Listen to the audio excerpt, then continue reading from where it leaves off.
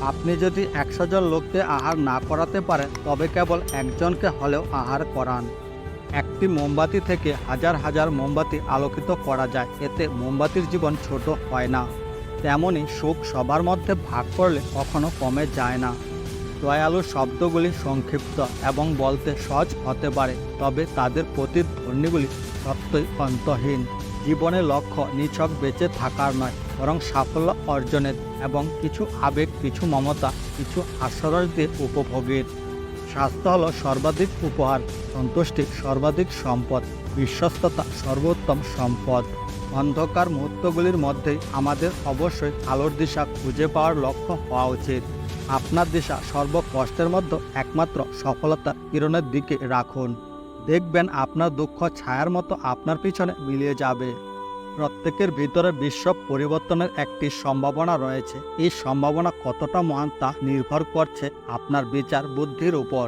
অন্যের জীবনের গল্প শুনে সন্তুষ্ট না হয়ে নিজের সফলতার কাহিনী সৃষ্টি করো, কারণ গল্প শুনে সময় নষ্ট করার মতো সময়ই কম আমাদের জীবনে। কেউ আজ সফলতার ছায়ায় বসে আছে, কারণ তিনি বহু বছর আগে সফলতার বীজ পুঁতেছিলেন জীবনে।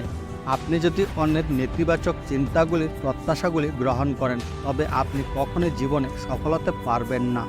আমরা আমাদের জীবনকে নিজের ইচ্ছায় পরিবর্তন করতে পারি, তার জন্য শুধু সেই প্রচণ্ড প্রচেষ্টা ও উদ্যম প্রয়োজন। একটি ছোট্ট আশার কিরণ আপনার জীবনের সমস্ত দুঃখকে ভুলিয়ে দেওয়ার জন্য যথেষ্ট। জীবনে আপনার স্বপ্নগুলি পূরণের জন্য বয়সের প্রয়োজন হয় না, প্রয়োজন শুধু একটু প্রচেষ্টার। যে চেষ্টা করবে তার পক্ষে কোনো কিছুই অসম্ভব নয়। আগামীকালের সেরা প্রস্তুতিটি আজ আপনার করা সর্বসেরা কাজটি করছে। আপনার সফলতার জন্য যা দরকার তা হলো পরিকল্পনা এবং পরিকল্পনার মানচিত্র এবং আপনার গন্তব্যে এগিয়ে যাওয়ার সাহস। একমাত্র অসম্ভবের বাইরে গিয়ে কেবল সম্ভাবনার সীমা নির্ধারণ করা যেতে পারে। সুযোগ যদি আপনার দরজায় নক না করে, তবে আপনি সুযোগের দরজায় গিয়ে নক করুন। আমরা সবাইকে সাহায্য করতে পারি না, তবে প্রত্যেকেই কাউকে না কাউকে সাহায্য করতে পারি। শুধু আপনার ইচ্ছার প্রয়োজন। যদি মনে করো তুমি পারবে কিংবা মনে করো তুমি পারবে না, দুই ক্ষেত্রে তোমার বিশ্বাস সঠিক ভূমিকা পালন করবে। আপনি যদি জীবনকে ভালোবাসেন, সময় নষ্ট করবেন না, কারণ আমাদের জীবন সময়ের সৃষ্টি।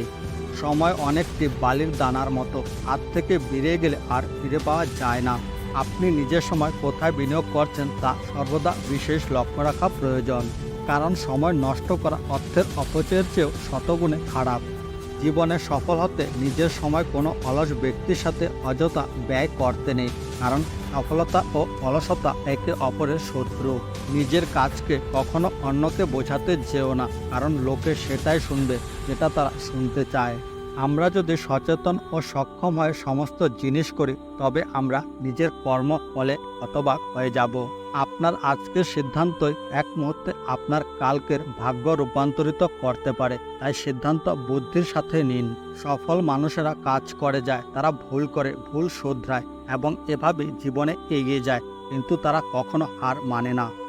অতীত নিয়ে চিন্তা করে বসে থেকো না, পরিকল্পনা করো আর সামনের দিকে এগিয়ে যাও।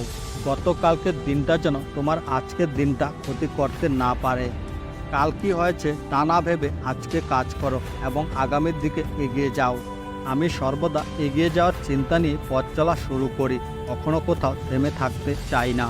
জীবনে কখনো মানুষের কথার উপর ভিত্তি করে এগিয়ে যেও না। নিজের মন কি বলে তা বুঝতে চেষ্টা করো এবং সেই অনুযায়ী যে কোনো বিষয়ে সিদ্ধান্ত নাও।